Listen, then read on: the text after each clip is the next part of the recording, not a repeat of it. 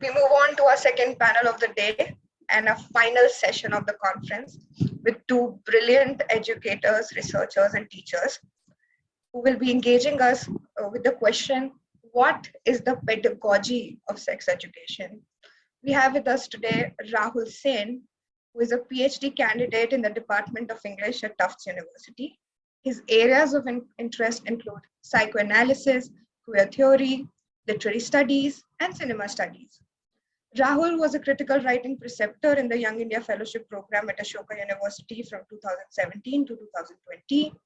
Currently, he's working on a book manuscript on the pleasure points of Bombay cinema. When not writing his PhD, Rahul carelessly loses himself in the world of Meena Kumari and Rekha and is found fantasizing Ranveer Singh at odd hours. We have also with us today Saransh Sugant. Saransh likes to play with avatars. They are a visual and performance artist, researcher, educator, and facilitator, and have been invested in the ideas of sustainability and climate change for the past 11 years. Their journalistic training makes them curious to constantly learn and layer their work with various disciplines, including gender and mental health. The queer stage artist in them had been aching to get under the spotlight, and so was born Avatari Devi in 2019. Avatari works at reimagining Londa Nach, a folk theatre from where men and boys perform as women. The theatre form is from their native state of Bihar. They like to flirt with Angrezi, Bhojpuri-laced Hindi, and of course, men, women, and everyone in between. Some political views are more aziz, dear to them. Others become fodder for some laziz, delicious humor. Before we begin, I'll quickly run down on the format once again. The speakers will speak on the post question for about 10 minutes, post which I will initiate conversation between the panelists for another 10 minutes, followed by a 30 minutes Q&A with the audience who will have submitted their questions in writing. The audience have to submit their questions in the Q&A box, which will be present on the bottom of your screen. So welcome Rahul and Saransh, and I think Saransh is going first. चारों जी बहुत बहुत धन्यवाद पहले तो ठीक है ना ठीक है तभी भी हम हिंदी या अंग्रेजी मिक्स करके बोलेंगे अभी हम थोड़ा सारांश जी को तो छुट्टी दे देंगे अवतारी जी को नहीं ले आएंगे ठीक है ना उसी हिसाब से अपना नाम बदल देते हैं अच्छा ये सब कोई बहुत ज्यादा अंग्रेजी में बतिया लिया है क्या करते हैं थोड़ा मान किया थोड़ा सा अलग भाषा में थोड़ा समझाएं चीज ठीक है ना तो शुरू किया जाए ना एकदम जी चलिए नमस्ते सबको एकदम ठीक है ना राहुल जी चारुल जी बहुत बहुत धन्यवाद हमको यहाँ बुलाने के लिए थैंक यू बहुत ज़्यादा थैंक यू हमको घर बुलाने के लिए तो हम लोग आज क्या बतिया रहे हैं हम लोग आज बात कर रहे हैं पेडागोजी ऑफ सेक्स पढ़ाने का तरीका सेक्स का पढ़ाने का तरीका कौन हो सकता है चलिए उसके बारे में थोड़ा हम बतियाते हैं अब क्या है कि पढ़ाने से पहले तो पूछना पड़ता है किसको पढ़ा रहे हैं जिसको पढ़ाएंगे उसी हिसाब से बात करेंगे ठीक है तो it always depends who am I educating if I go to Bihar then I'll have to speak a different language then I'm speaking in Delhi or in Punjab or in Kashmir ठीक बात तो यही से अभी का हम लोग तो क्या बोलते हैं इसको कॉन्टेक्स्ट बहुत जरूरी होता है कि पेडागोजी कैसा हो ठीक है आज ही हम बतिया रहे थे हमारे साथ पहले वो लड़का one person who used to work with us colleague he's also an educator what happened is that we were talking about Bihar you know what will happen if I go to Bihar तो बहुत दिलचस्प मामला है कि हमारी mummy जी लोग ना बहुत एकदम करारी एकदम महिला लोग हैं ठीक है ना उन लोग को बहुत पसंद है कि उन लोग का जो बच्चा लोग है उन लोग कैसे क्या करेगा जिंदगी में सब में उनका हामी होना चाहिए ठीक है ना सब में उनका एकदम जो चीज बोले उसी हिसाब से होना चाहिए तो उनके लिए बहुत जरूरी है so we know mothers generally Indian mothers obsess over sons and how they will live their life how what they want to do all of that and what happens to fathers I mean they sit quietly in a corner ठीक है and then after that why do they sit in quietly in a corner and why mothers take this role of telling what to do is also something to think about कि पापा लोग को कुछ बोलने का मन नहीं कर रहा है, लेकिन मम्मी जी लोग वो सारा काम कर दे रही है। ठीक है, तो क्या पाठ पढ़ाना है, मम्मी जी लोग को पहले से पता है कि पापा को क्या पसंद है, उसी हिसाब से चलना चाहिए। तो ऐसा काहे हो रहा है, ये भी सोचने वाला बात है। ठीक है, तो शादी किससे होगा, शादी किस घर में होगा, किस रिलीजन में होगा, कौन सा कास्ट में होगा, which person from where, religion, caste, everything. So क्या हो रहा है उससे, we are deciding only know that which body will come in the house and who will my son or daughter or somebody like me can have sex with. Very important to decide that. तो ऐसा environment में जब हमारे चचा पप्पा सब चीज सब कोई तैयार तैनात रहते हैं कि लड़का कहीं बिगड़ ना जाए, चाहे लड़की कहीं बिगड़ ना जाए, ठीक है ना, that the boys and girls don't go astray, ठीक है ना, when we are worried about that, how do we educate about sex? तो इस मुद्दे पे हम थोड़ा सा जाते हैं, थोड़ा दाएं अथवा बाएं। कल आप लोग बात कर रहे थे ना पब्लिक का प्राइवेट का, पब्लिक एंड प्राइवेट। तो क्या होता है कि हम जो रूप लेते हैं, तारी वाला रूप, तो ये हम थिएटर में लेते हैं, ठीक है, हम परफॉर्म करते हैं, बोलते हैं बहुत ज्यादा। तो उसमें भोजपुरी में बतियाते हैं, I talk in Bhojpuri, Hindi, bit of English. I try both, and then I try to speak in some mixed language. And then what happens is that then when I start performing and when I start speaking this way, I will recount one incident. Now this was in 2019. अभी खूब अच्छे से नाच गा के हम बोले। अब उसके बाद जो रिएक्शन आया वो तो आया है। और दूसरे दिन हम ऐसे ही घूम रहे थे, I was just in the festival, I was just moving around, and then this boy comes up to and he tells me, Lucknow से लड़का आया था, Lucknow, this boy from Lucknow tells me, हमको लगा पहली बार हमारी भाषा में हमसे कोई इस मुद्दे पे बात कर रहा है, हमको बड़ा बढ़िया लगा। तो हम तो एकदम अकबका गए कि अच्छा, हम तो ऐसा, और हमको एकदम लगा कि एकदम दिल पसीज गया हमारा, like my heart was totally full. ठीक है, काहे कि एकदम अब हम जिस भाषा में बोल रहे हैं वो बिल्कुल किसी के दिल को छू जाए, बहुत ही अच्छा लगता है, नहीं? और जबकि खासकर जब सेक्स और सेक्सुअलिटी के बारे में इतना लोग बात कर रहे हैं, तो उसके बाद कहाँ पे किससे बात कर रहे हैं। और अगर क्या होता है कि लौंडा नाच में, अब लौंडा लोग जो नाचता है ज्यादातर, जो आप पढ़ेंगे थोड़ा आर्टिकल तो पता चलेगा कि लौंडा लोग को बहुत ज्यादा बोलते हैं आप लोग क्या एकेडमिक्स में, एजेंसी, बहुत ज्यादा एजेंसी नहीं होता है अपने शरीर के ऊपर। We dance, but we dance for the male gaze, and then what the male gaze and the male body can do to you, we don't have entire control. Okay. So when I own this, when I'm owning this body and I'm using this to perform in the way I like, I'm coming here and I'm talking whatever I want. ठीक है, अभी तो ऐसा कुछ नहीं है कि हम कुछ बोल रहा है कि ऐसे बोलना है, ऐसे नाचना है।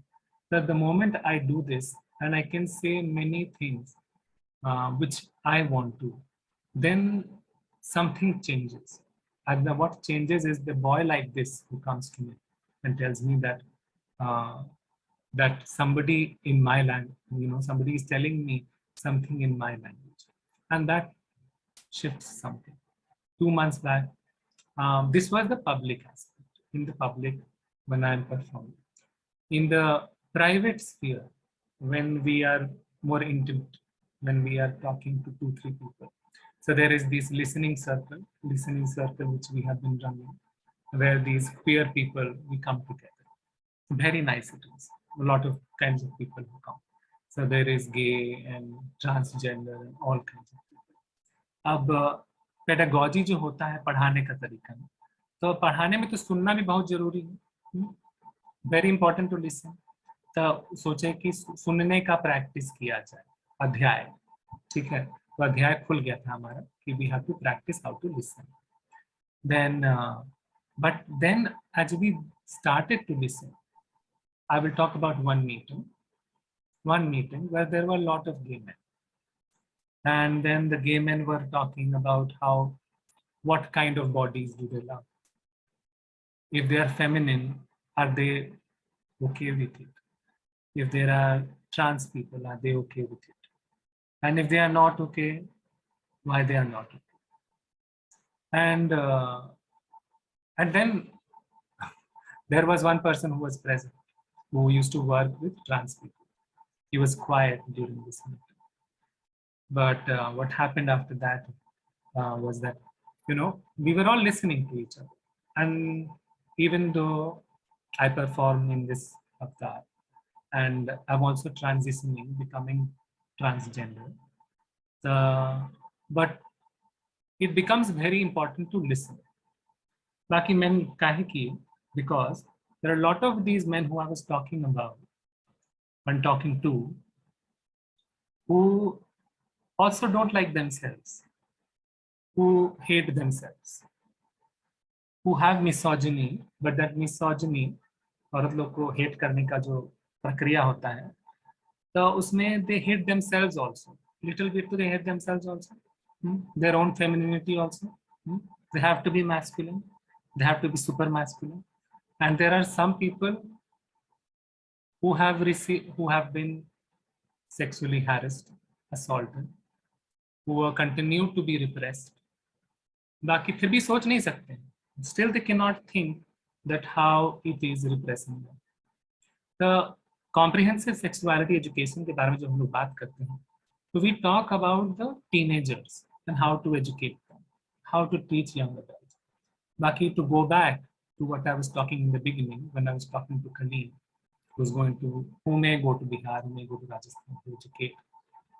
What happens is that if we don't pay attention to the adults, and if the adults themselves hate themselves, are not sexually fulfilled, and they hate each other, they hate themselves, then how can we teach about sex? And who can we teach about sex? We can't.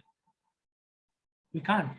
काहे कि public में जैसे हम गमछा पहने, ठीक है ना, ये गमछा है, ठीक है, गमछा बहुत एकदम बिहारी चीज होता है, बंगाली होता है, राहुल जी को पता होगा एकदम. It is a very common thing that we use. So he said, I thought not to use dupatta, use a gamcha. Let it be very Bihari Bengali says. Okay. तो सेक्स जो है ना, ऐसे ही समाहित होना चाहिए. सेक्स की जो भाषा है वो ऐसे ही समाहित होनी चाहिए, बिल्कुल सन जानी चाहिए.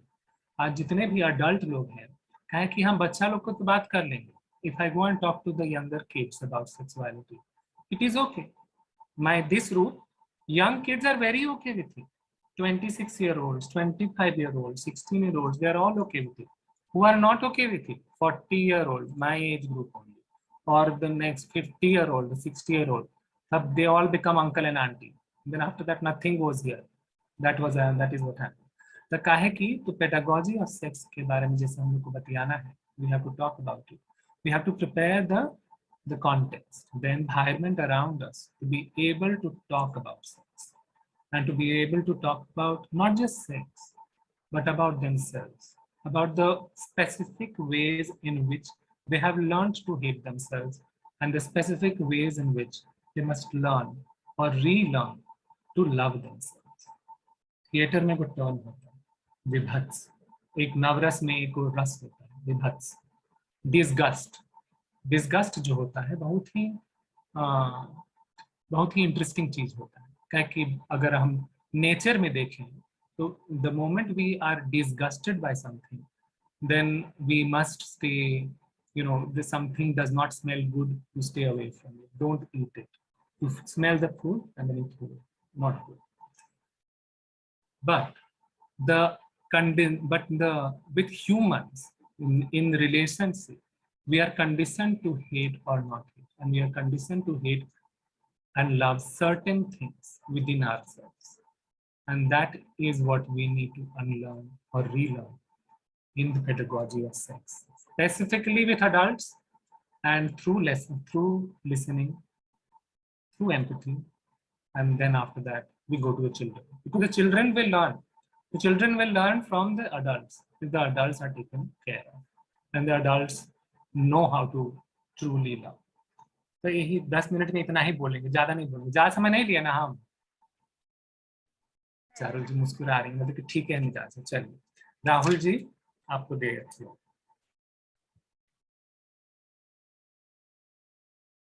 Yes, Rahul, the stage is yours. Thank you so much, Charul. I hope you can hear me. And Saransh, that was so important. I think I've been thinking a lot about this question, how to invent and develop a language of sex and pleasure all the time. So I would actually like to, okay, firstly, good evening, good morning, good afternoon, depending on whichever time zone you are at the moment. I actually wanted to begin by thanking CSGS for inviting me to this conference, and particularly Charul for contacting me and coordinating this whole thing with me. This is in fact my first engagement with Ashoka University since I left in 2020, and it's always such a great pleasure to come back. Now, talking about pleasure, which I simply cannot stop talking about, I would like to address this question, what is the pedagogy of sex education, by breaking it down into three components, the three components that constitute this question: pedagogy, sex, and education. And I'm interested in understanding, the various ways in which these three terms come together, interact with one another, under what condition and what context, but also focus a bit more, on the moments in which they cannot come together and they fall apart from each other. So there are at least two ways in my mind to think about this phrase sex education: a minoritizing way, which implies an education about sexuality, sexual practice, preference, pleasures, etc., and a universalizing way in which sex education implies the implicitness of the erotic in the project of education. Now, it is with this latter sense that I wanted to, this latter sense which views education as always already sexed, that I'm going to engage with further. Now, these two ways, however, are not entirely dissociated, because in ancient India, we have seen that how impulses, both these impulses of sex education, were prevalent. So if you think about the text, the Kama Sutra, which was written back in between 400 to 300 BCE, we see that it is a text which teaches about sexual positions, posturings, pleasures, that one needs to master to become a pro in sex. But more importantly, it also gives us a list of 64 skills that one must acquire in order to become the most desirable and the most attractive person. And out of those 64 skills are knowledge and education. And it gives like a list: the knowledge of prosody, knowledge of poetics, knowledge of dictionaries, and it has a lot of those things. So the Kama Sutra passionately therefore argues that there is an intimate connection between knowledge and our libidinal impulses. So intelligence is sexy, knowledge is seductive, and the Kama Sutra seems to be making a case for such a theorization. Now, it is, however, not only in ancient India that seem to suggest that knowledge has a libidinal basis. In fact, Madhavi has written about this in her book, A History of Desire in India, that, and I'm quoting from her text, there is something about education itself anywhere that depends on desire, unquote. The ancient Greeks acknowledged this all too well. So in Plato's Symposium, Socrates is this great Greek philosopher and teacher, and he's presented as a supremely wise and knowledgeable man around whom sexy young boys are always fluttering like butterflies in the hope of learning something. These boys desire Socrates' intellect just as much as they desire his body. Socrates is this kind of a sugar daddy every twink wants to fuck or gets fucked by. So in the symposium, which is a drinking party, Agathon, who is one of the invitees, kind of say this, and I'm just going to read a bit from the text to tell you what exactly Plato means by this erotic in education. Quote from the text: Agathon, who happened to be lying on his own on the bottom couch, said, "Come and lie down beside me, Socrates, so that by contact with you, I can share the piece of wisdom that came to you in the porch." Socrates sat down and said, "How splendid it would be, Agathon, if wisdom was the sort of thing that could flow from the fuller to the emptier of us when we touch each other, like water which flows through a piece of wool from a fuller cup to an emptier one. If wisdom is really like that, I regard it a great privilege to share your couch," unquote. Now, it is important to know that in Plato's world, the transaction of knowledge or wisdom is inextricably tied to the transaction of desire and sex. So Plato proposes a model of an erotic educational relationship where wisdom and knowledge flows from an older person who is much more knowledgeable to a younger person who is thirsty and lusty for knowledge.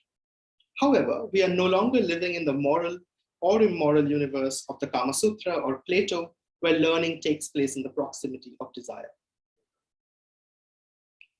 Neither do we occupy the politically incorrect and seedy fantasy world of Farah Khan's Mehuna, where a chemistry teacher let the pallu of a sari sensuously fall on the face of a student, who then in turn flirts with her, seduces her, and sings for her. Nor the erotic cosmos of Karan Johar Student of the Year, where intimacy between two male students is made to thrive and flourish under various educational and co-curricular pretexts, although couched in heterosexual terms. Rather, we have come to occupy a politically correct, woke, and sexually paranoid and morally conservative climate, where the earlier thrills of sexuality education, often recognizable through terms like risk, transgression, we've been talking about this yesterday, both Vikram and Shaptashi referred to it, are now sought to be replaced by a more safe, secure, sanitized classroom. And we see this everywhere around us. And the casualness with which the phrase safe space is thrown around these days is kind of just baffling. My reason to invoke these two popular Bollywood films at par with the Kama Sutra and Plato Symposium is to point finger to the way in which sex or eros is presented with comedy, humor, irony, and playfulness. But comedy and irony do not sit too well in the contemporary intellectual climate.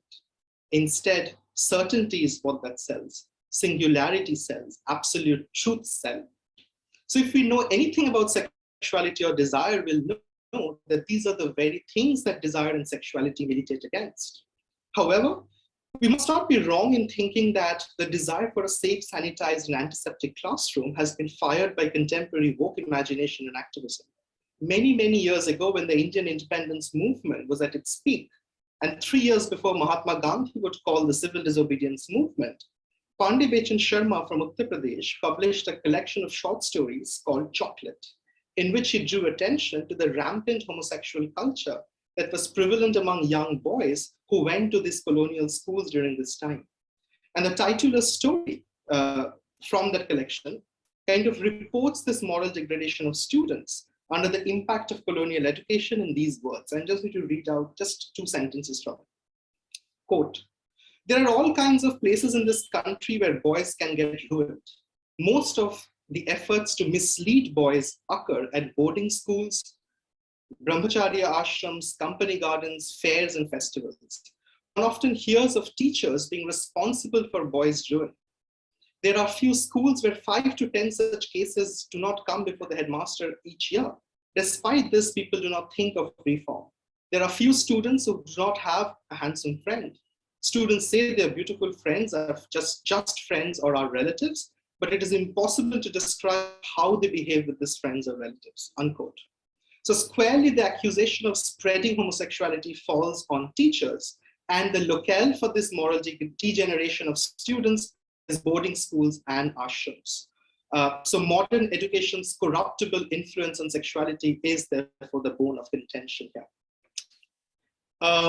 And I would not take much time, but I would also kind of at this moment draw, or rather try to draw a analogy between education and sexuality.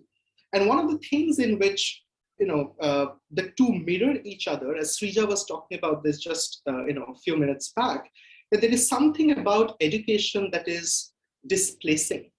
That we enter the classroom, we learn, we unlearn, we relearn. We are not intellectually safe, secure, and consolidated in one place.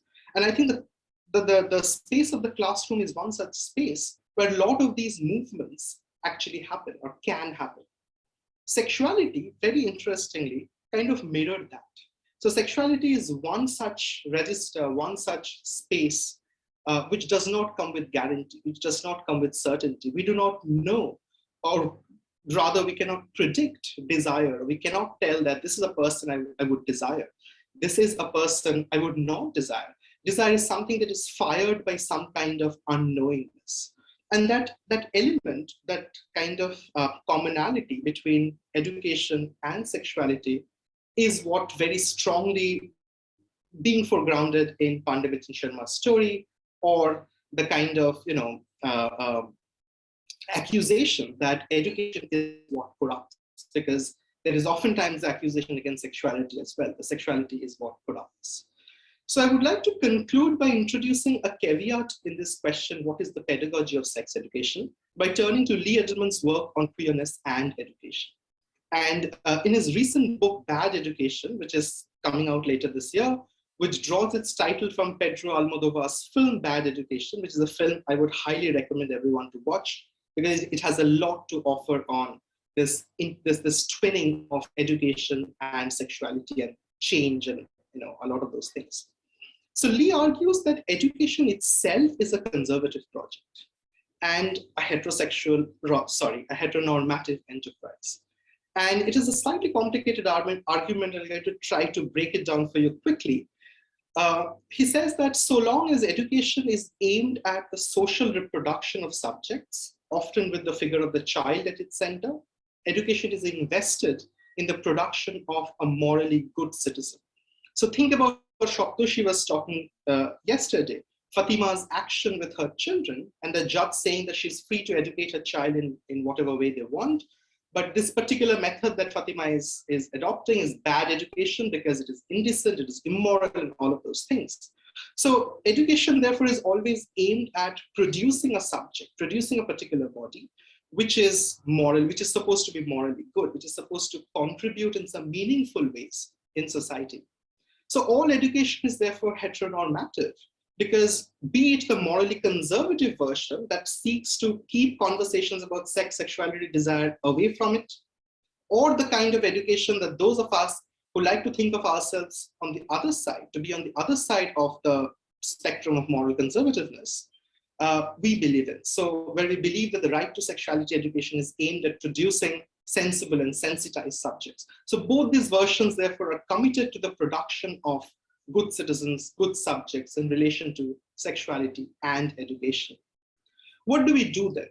How do we account for the fact that education itself is a version of reproductive heteronormativity? Because it is reproducing, not biologically, but socially. It's ideologically reproducing, socially reproducing, politically reproducing, and yet fight against the moral conservativeness that seeks to take away sex and sexuality from the purview of education. And that is the challenge that I'm willing to take on. That is the challenge which I think is most politically compelling at the moment, where we need to not necessarily locate liberation and freedom in sexuality, but at the same time, kind of grapple with the fact that this is one area, and as Saransh was also pointing out, that we do not have an adequate language to talk about pleasure and to talk about sexuality. And how do we therefore develop that language? So that is the double bind, that is the tension that I'm willing to engage with and that I'm willing to address head on. Thank you. Thank you, both of you. Those are such wonderful set of comments. I have so many questions. I don't know where to start from, but just because we ended with thinking of education as a sort of a repressive mode, something just used for reproduction. But then at the same time, I would like to ask both of you, because we were just talking about fantasy in the previous panel, is there also something phantasmatic about education or sex education? Does education also have this quality of fantasy and phantasmaticness? So either of you can go first. Rahul, do you want to? Please. Okay. Yeah, I mean, that's actually a very interesting question, and that's actually a very broad question in the sense that, yes, there is obviously fantasy in education as much as there is fantasy in so many, or in almost all aspects of our life. But then what is very compelling to me and interesting to me to think about is that what is that fantasy that I'm attaching to the question of education? And here I think it is important to make a distinction between education and learning, Because I think that when we think about education, we think about it in a more institutionalized way, institutionalized sense, where education kind of leads on to something. Education kind of, there are certain parameters that we need to meet to prove to the world that we are educated.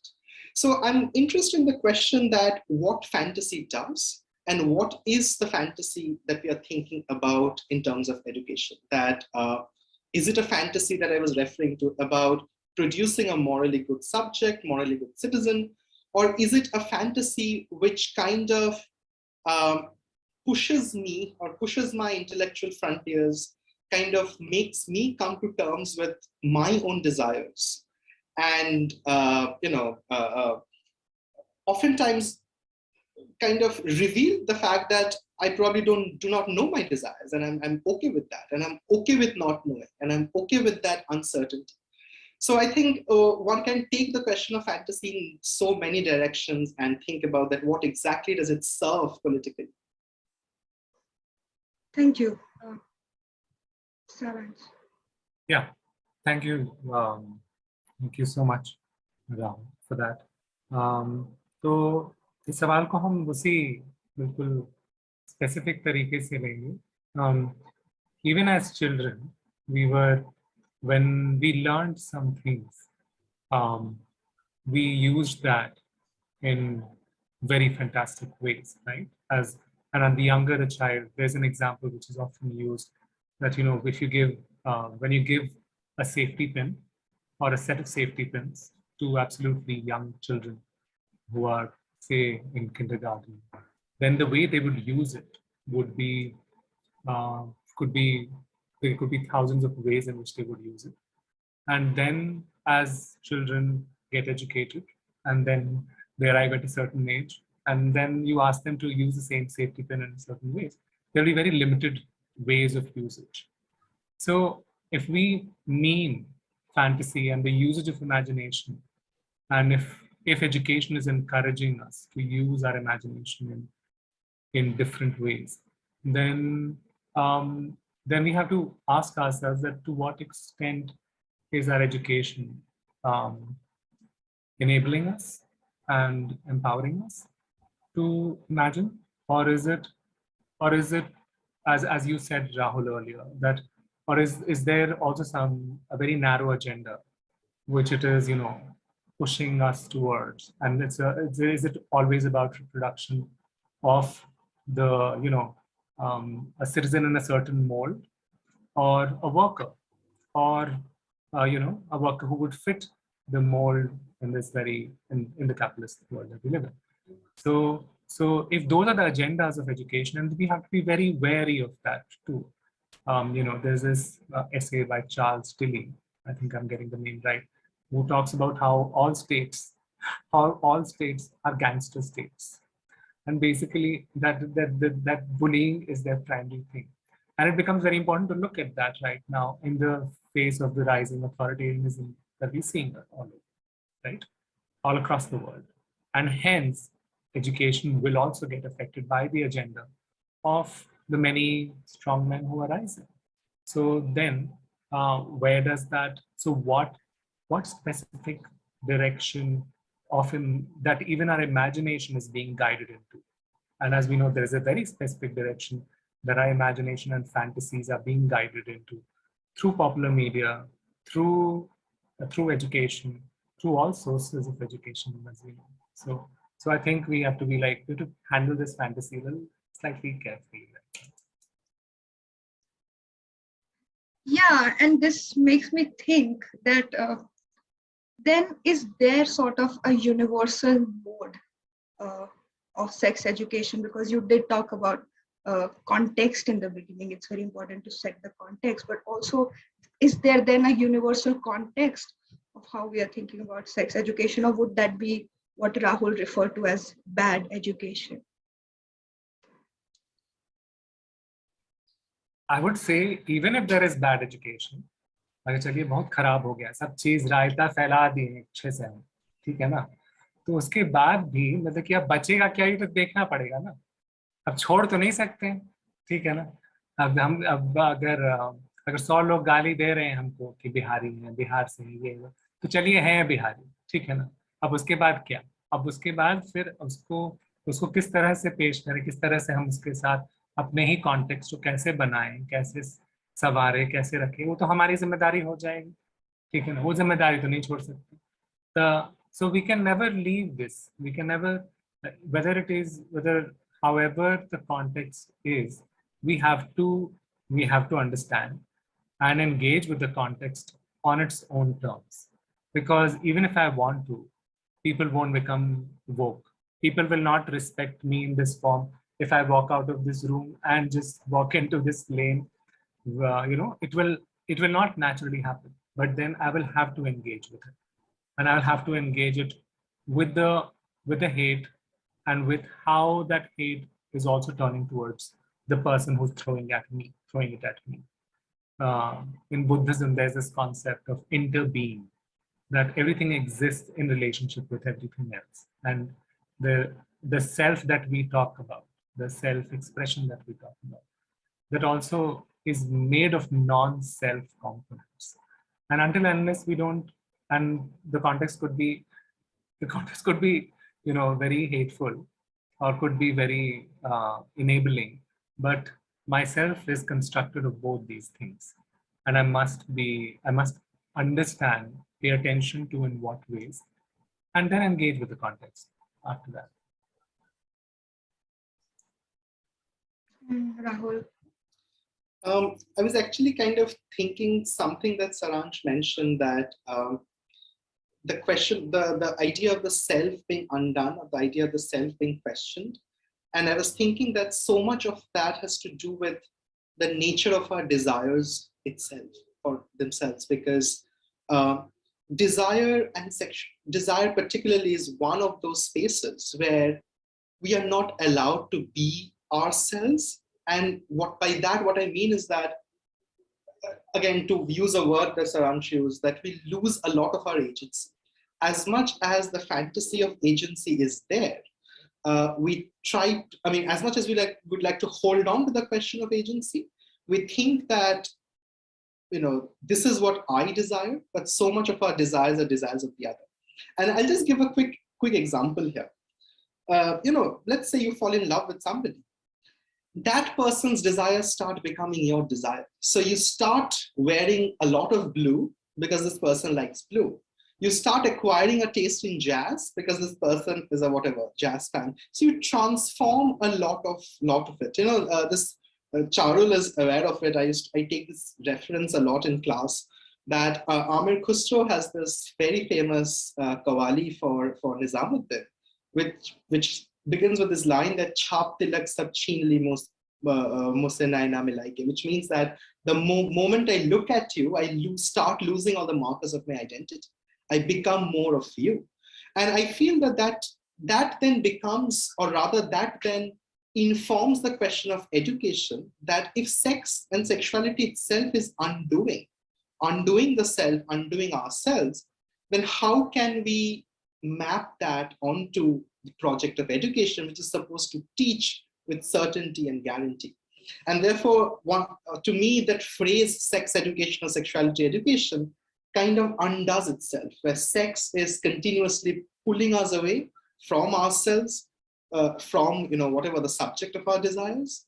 And on the other hand, education is kind of pushing us towards saying that this is what you need to do, this is what you need to aspire towards, this is what you desire, any of those frameworks. So the two things are kind of pulling them away from each other. And therefore, that is the tension that I was referring to towards the end of my presentation.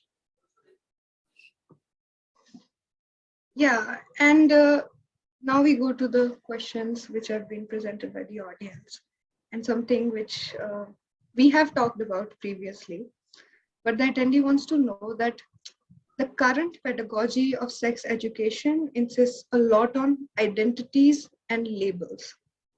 Is this form of teaching useful? Saransh, would you take that? So my question would be, what other form would be useful if we have to begin education We have to begin somewhere. So, and because, you know, identities and labels are are are guidances. They're guidances that in a society where there are so many, where जहाँ पे हम बोल रहे थे कि पहले कि हमारी मम्मी जी तो हैं, तो वो डिसाइड करना चाहते कि पहले तो जब हम बताए भी कि हम कि कि पहले जब हम बहुत पहले उनको बोले थे कि हम गे हैं, ठीक है ना, तो उनका पहले सवाल था कि तुम लड़का बनते हो कि लड़की बनते हो, ठीक है ना, क्योंकि उनके पास वही भाषा है समझने की, ठीक है।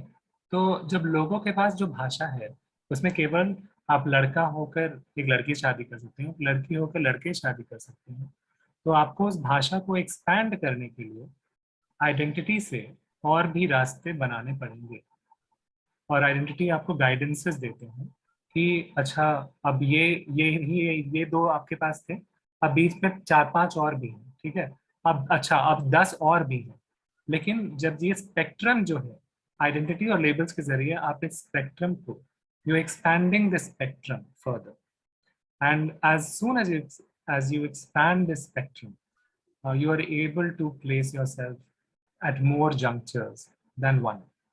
You're able to see the world in more ways than one.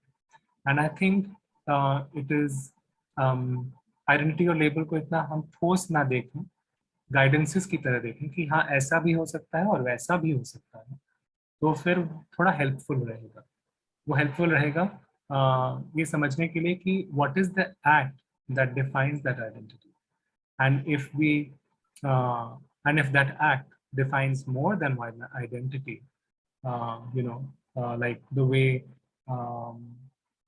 pansexuality and bisexuality can have overlaps. They can have overlaps within themselves. So to understand that identities can have overlaps and they are not so concrete as only, जैसे मेरी mummy जी पूछ रही थी हमसे कि लड़का बनते हो कि लड़की बनते हो, बता दो साफ से, तो फिर तो मतलब कि तो फिर उतना ठोस नहीं है, सब कुछ इधर उधर जा सकता है। हम यही बोलेंगे ठीक है, बुरा नहीं है, उसको गाइडेंसेस की तरह लें और उसमें एक्ट को ढूंढें जो आइडेंटिटी की तरफ जाता है। Yeah, I would kind of extend what Saransh pointed out by just adding like a tiny thing. I think even when we think about identities and labels, we need to understand that these identities and labels are also not quite universally true for everybody. So if I identify as gay, my imagination of the gay identity is very different from another person and how they would imagine the gay identity to be. You just need to log into Grindr and see the different kind of gays that are there. So everyone would perhaps identify as gay, but their way of identification and the attachment and value they would put to that identity is very different. Which is actually to say that it is kind of a necessary even in the sense that we need that, as Saransh was also pointing out. But I think we need to simultaneously have an awareness about the fact that it is at the end of the day an identity and label. We need it to extract so many benefits from the state, from institutions and stuff like that. But also we need to have that awareness that, well, this is a label that I'm claiming for myself. This is an identity that I can play around with. And there is no universal truth to that identity and label.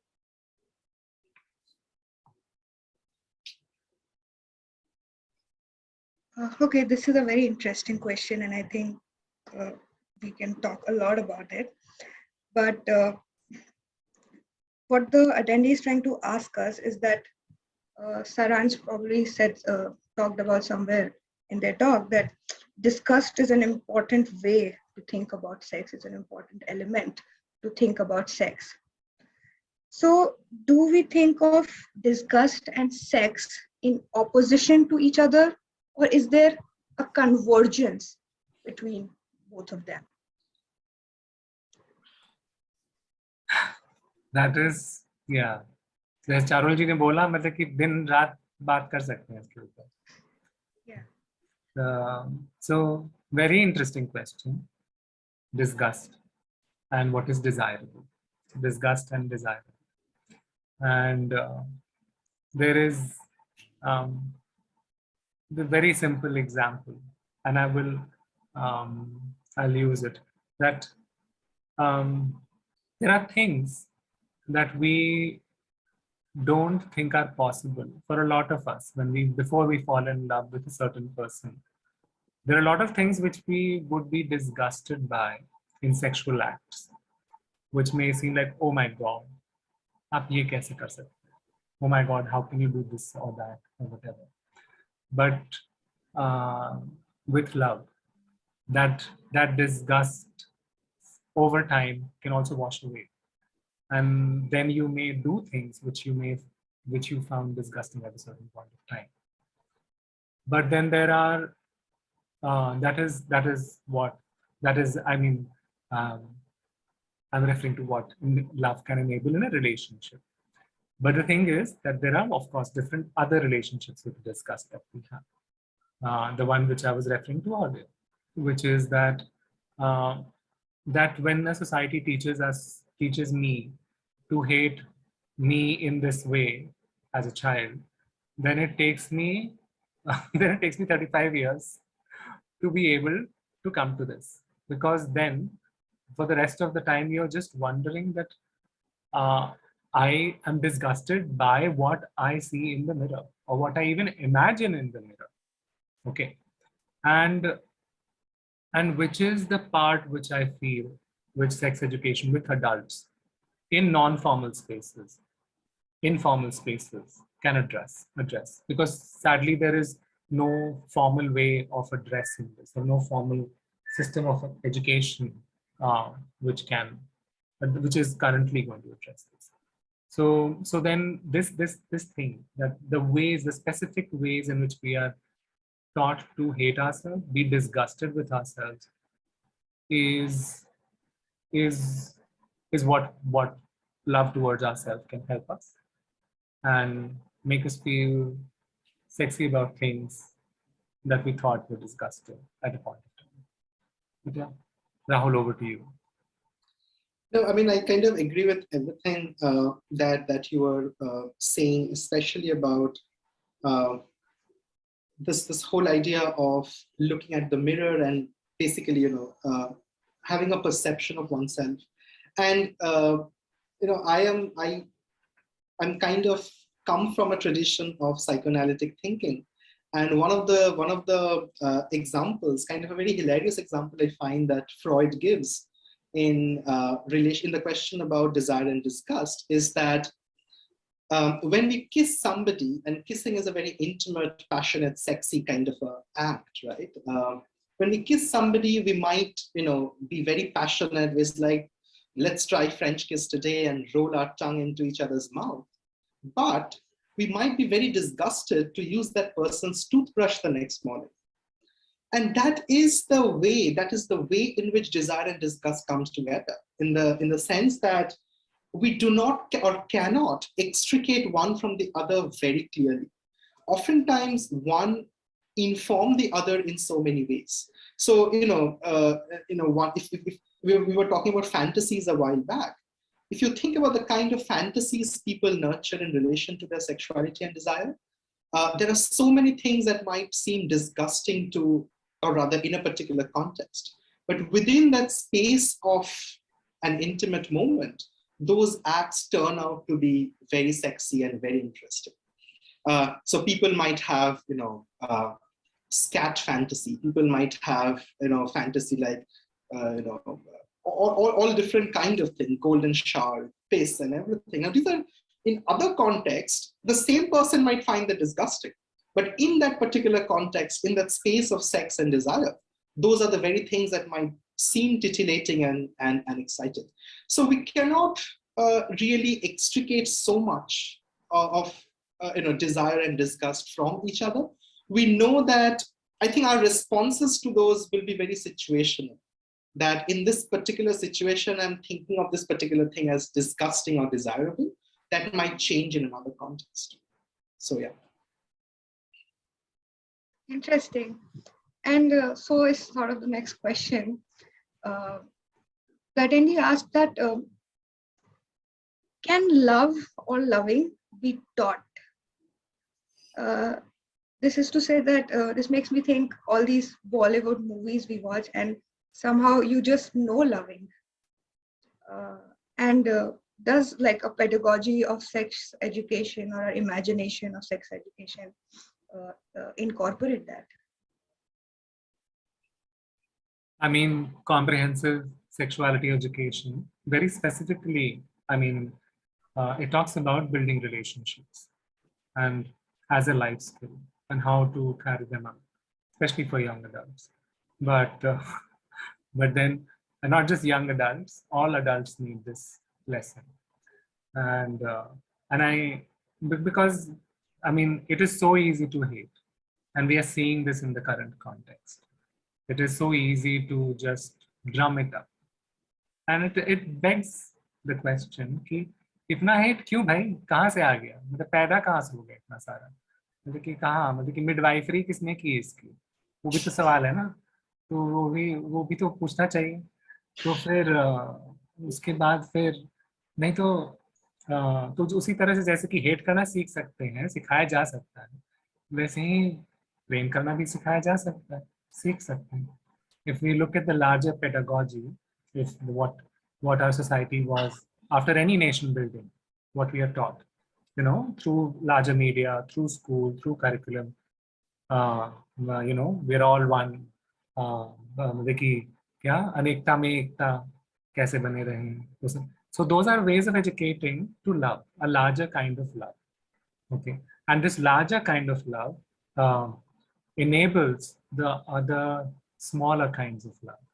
That this diversity can, if it can exist together at a larger level, then the imagination, Charul, that you're talking about, the fantasy that education can encourage, then it also encourages that at a smaller level, that even if my family thinks in a very caste specific way, that maybe because my country is liberal, maybe because it thinks in a certain way, maybe because Constitution gives us those rights, we can think in other ways. And my fantasy of love can go in other directions, and it could.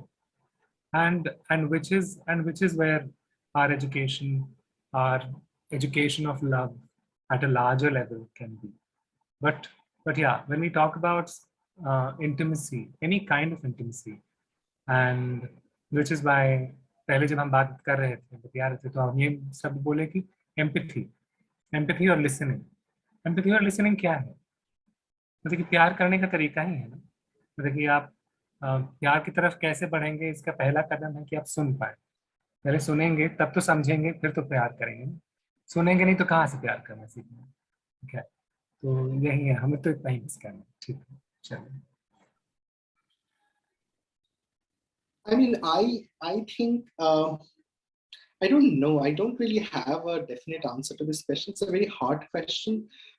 All that I would say is that I don't know if there can be a one-size universal fit education that can teach people about loving, because I think all of us come to love with our individual history and baggages. And oftentimes the pattern that we exhibit about loving as an adult is oftentimes just an enactment of the way we have known love to be, the way we have kind of, we have been loved. Because one of the very interesting things somebody once said to me is that, all our, as a child, all our emotions are very spontaneous. So when a baby is hungry, a baby will cry. The baby knows how to do it. When a baby is feeling, is not pleased with anything, they'll just remove it from their mouth or whatever, if the baby is being force-fed. But loving is the only thing that the baby learns or acquires by experiencing, feeling, seeing around them. And therefore, that is what gets reflected at a much later stage about attachment, about fantasy, about everything.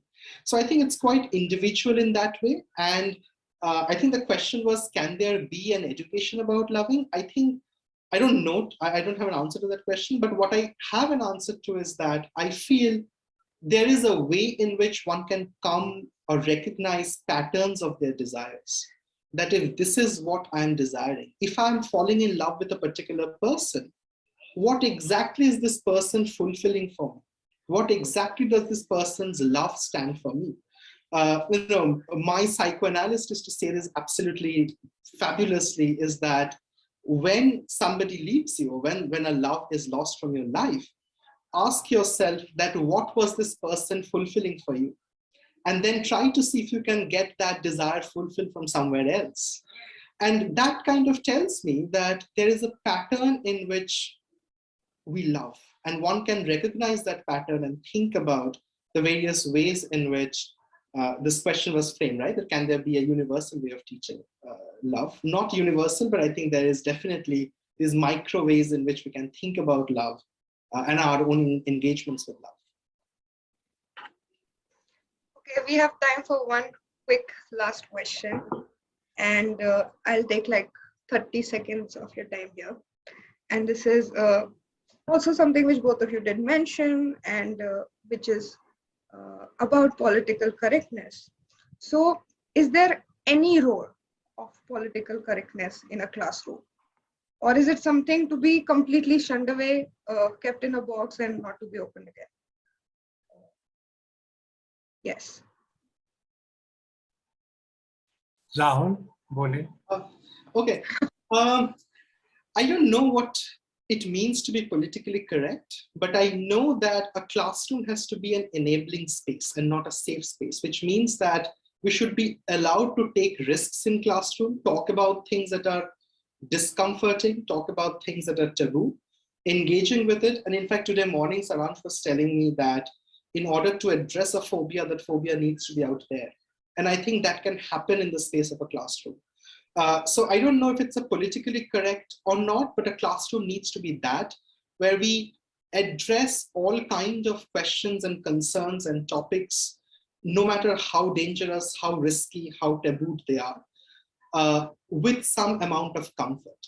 And if we are uncomfortable discussing that, then we must develop a language in which we are more comfortable with our discomfort and not shun the baby with the bathwater. And therefore, that will be my position, that a classroom needs to be that, and we need to fight and labor towards establishing such a classroom where nobody, and I mean absolutely nobody, should be shy about vocalizing anything.